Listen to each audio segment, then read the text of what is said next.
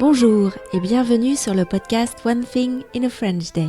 Aujourd'hui, mardi 24 septembre 2019, cet épisode, le numéro 1706, s'intitule « Sondage et athlétisme ».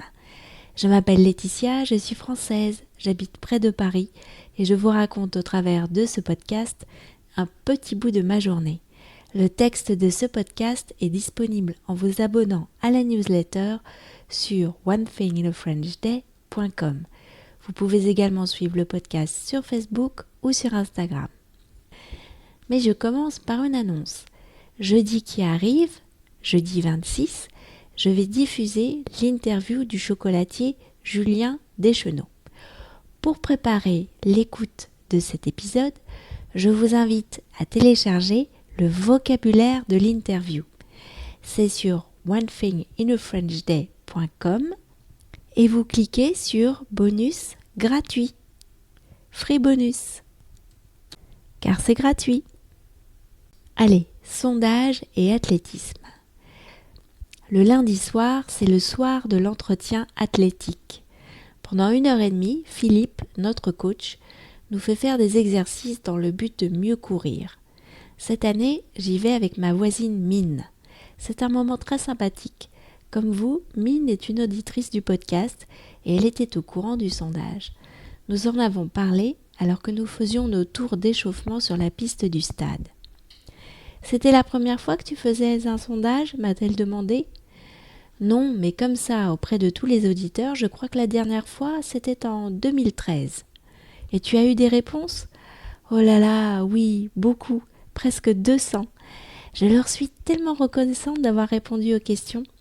Et puis, c'est comme une vague de messages qui arrivent en même temps. Ça m'emporte. Tu te rends compte, à la question « Avez-vous l'impression d'avoir progressé en français depuis que vous écoutez le podcast ?» La réponse est positive à 98%. Et en même temps, mes auditeurs travaillent beaucoup. Je me sens hyper fière d'eux. Alors, tu as de nouvelles idées ? Je sais qu'une amie qui était professeure de français en Chine fait faire à ses élèves des dictées et qu'ils sont très demandeurs. C'est un très bon outil pédagogique. Mine est professeure de chinois. J'ai parfois un peu de mal avec ce qui est purement scolaire, ai-je répondu. Mais c'est vrai que la dictée peut être un petit défi. Je vais étudier tout ça et j'espère proposer aux auditeurs de nouvelles idées dans les prochaines semaines. Philippe, le coach, a fait signe que c'était l'heure de le rejoindre et de passer au travail de gamme. Ensuite, nous avons écouté le programme. Alors, ce soir, je vous ai préparé une séance axée sur la course, a annoncé Philippe. Vous allez pouvoir vous donner à fond. Donc, j'ai envie de vous dire, faites-vous plaisir. Et c'est vrai que nous avons fait une belle séance. J'ai des courbatures, mais sentir le bruit du vent dans mes oreilles quand je cours sur la piste, quel bonheur! Je suis arrivée au podcast un peu par hasard alors que Michaela avait 1 an.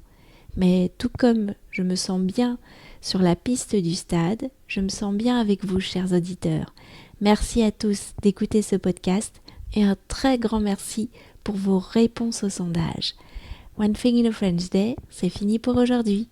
Vous pourrez retrouver le début du texte de ce podcast ou vous abonner à la newsletter sur www.onethinginafrenchday.com.